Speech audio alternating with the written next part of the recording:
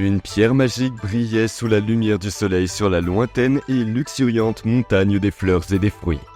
Vieilli par les éléments et imprégné du chi du ciel et de la terre, ce joyau unique était sur le point de donner naissance à une créature exceptionnelle.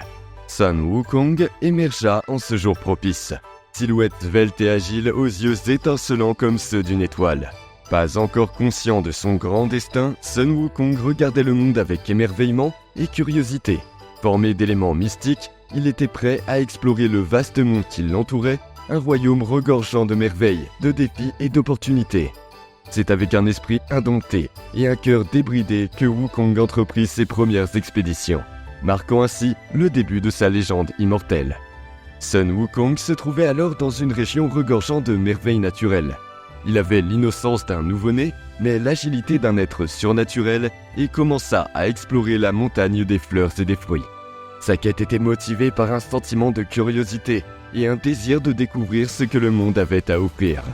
Wukong apprit rapidement à se nourrir de fruits sauvages et à s'abreuver aux sources claires de la montagne. Il se fraya avec dextérité un chemin dans les arbres, sautant de branche en branche, maîtrisant le langage silencieux de la nature. Chaque jour, il découvrait un aspect différent de la montagne, depuis les petites créatures qui rampaient sous les feuilles jusqu'au sommet qui sillonnait les nuages. Au cours de cette période de découverte et d'apprentissage, Wukong développa un profond respect et un lien avec la nature qui l'entourait, jetant ainsi les bases de ses compétences et de sa sagesse future. Alors que Sun Wukong continuait d'explorer la montagne des fleurs et des fruits, une rencontre fortuite était sur le point d'avoir lieu. Encouragé par le vacarme de ces pitreries, un groupe de singes s'approcha prudemment. À leur grand étonnement, ils ne rencontrèrent pas un prédateur, mais un être comme eux, mais doté d'une aura mystificatrice. Les singes, à la fois curieux et fascinés, fixaient Wukong, qui, d'abord surpris, se sentit bientôt lié à ces êtres. Avec des mouvements ludiques et des gestes aimables, ils se rapprochèrent, forgeant une amitié unique. Wukong ne trouva pas seulement des amis chez ces singes, mais une sorte de famille, liée par la nature et la liberté de la nature. Wukong fut accueilli dans ce nouveau cercle comme l'un des leurs. Il apprit rapidement les coutumes et les manières des singes, s'adaptant à la vie en communauté. Ce fut un moment crucial dans son parcours, marquant le début de son émergence en tant que figure de proue et de sage parmi ses nouveaux pairs. Sun Wukong commença à assimiler les sons et les gestes de leur langue. Chaque jour lui offrait une nouvelle occasion d'affiner ses compétences en matière de communication. Doté d'une intelligence extraordinaire et d'une capacité innée à imiter les sons, Wukong ne se contenta pas d'apprendre la langue des singes, mais commença à la perfectionner. Bientôt, il ne se contenta plus de parler. Il raconta des histoires, organisa des jeux et dirigea des activités. Il avait un don particulier pour exprimer des pensées et des sentiments complexes, ce qui le distinguait des autres. Wukong utilisait le langage comme un outil pour communiquer avec ses compagnons et les inspirer.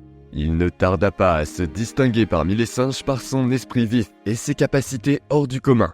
Il fit preuve d'une remarquable perspicacité pour résoudre les problèmes, qu'il s'agisse de trouver de nouveaux chemins sûrs dans les bois ou d'inventer des jeux complexes qui fascinaient ses amis.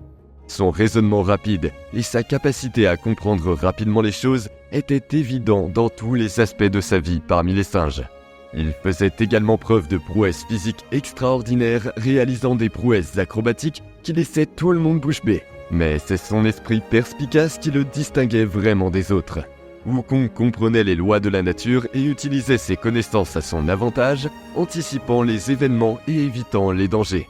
Remarquant ses dons exceptionnels, la communauté des singes commença à considérer Wukong non seulement comme un membre, mais aussi comme un chef naturel, capable de les guider à travers les épreuves de la vie sauvage. Au cours de ses explorations, Sun Wukong fit une découverte qui allait changer le destin de tous les singes de la montagne des fleurs et des fruits. Il tomba sur un passage secret, caché derrière une chute d'eau impressionnante qui menait à un endroit magnifique, un sanctuaire paisible et protégé, idéal pour la vie des singes. Ce passage n'était pas seulement un refuge sûr, il symbolisait aussi une porte vers de nouvelles possibilités. Wukong sentit que cette découverte pouvait être la clé d'un avenir meilleur pour sa communauté. Il s'empressa de partager sa découverte avec les autres singes qui furent subjugués par la beauté et la sécurité de l'endroit. La découverte du passage secret permit à Sun Wukong d'atteindre de nouveaux sommets d'honneur parmi les singes. Reconnaissant ses capacités exceptionnelles et son dévouement au bien-être du groupe, ils ont décidé de le couronner roi. Le couronnement fut un événement joyeux, célébré avec des fruits, des danses et des chants, reflétant la joie et l'unité de la communauté. En tant que roi, Wukong ne s'est pas contenté de garder et de diriger les singes. Il imposa également une atmosphère de coopération et de bonheur. Il incitait chaque membre à apporter ses propres compétences, renforçant ainsi la communauté. Wukong régnait avec sagesse et compassion, toujours attentif aux besoins de ses sujets. Son couronnement marqua le début d'une ère de prospérité et de paix sur la montagne des fleurs et des fruits, sous la direction sage et bienveillante de Sun Wukong, le roi singe. En tant que nouveau monarque, il se mit au travail pour structurer son royaume. Doté d'une vision claire, il commença par rétablir des lois simples mais contraignantes, garantissant l'ordre et le respect mutuel entre les singes. Son leadership était un mélange de sagesse et de justice, permettant à chaque singe de jouer un rôle et d'être apprécié. Wukong tenait à encourager la collaboration, estimant que l'unité des singes était essentielle à la réussite du royaume. Il créa des groupes de travail pour différentes tâches, de la collecte de nourriture à l'entretien du territoire. De plus, il instaura des séances régulières au cours desquelles les singes pouvaient partager leurs idées et leurs préoccupations, renforçant ainsi le sentiment de communauté et d'appartenance. Sous sa direction, la montagne des fleurs et des fruits devint un véritable sanctuaire de paix et de prospérité. L'harmonie régnait et les singes jouissaient d'une vie bien remplie, imprégnée de joie et d'apprentissage permanent. Le royaume de Sun Wukong devint un exemple d'équilibre et de bonheur, où chaque singe se sentait à sa place et dans son rôle. Devenu un roi vénéré et apprécié, Sun Wukong commença à se poser des questions plus profondes sur l'existence. Une nuit, alors qu'il observait les étoiles, il réfléchit à la nature éphémère de la vie. Percevant que tous les êtres, y compris les singes qui l'aimaient tant, étaient destinés à vieillir et à mourir, Wukong sentit une inquiétude grandir dans son cœur. La mortalité, un concept qui avait été si éloigné de lui, devint une préoccupation palpable.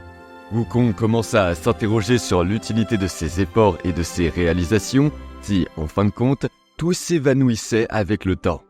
Cette prise de conscience du caractère éphémère de la vie a éveillé en lui un désir ardent. Trouver un moyen de transcender les limites de la mortalité. Pris dans ses réflexions, Wukong décida qu'il devait trouver une solution. Non seulement il souhaitait l'immortalité pour lui-même, mais il désirait également offrir à ses sujets un moyen d'échapper au cycle inévitable de la vie et de la mort. Le cœur débordant d'espoir et de courage, Wukong se prépara au plus grand voyage de sa vie.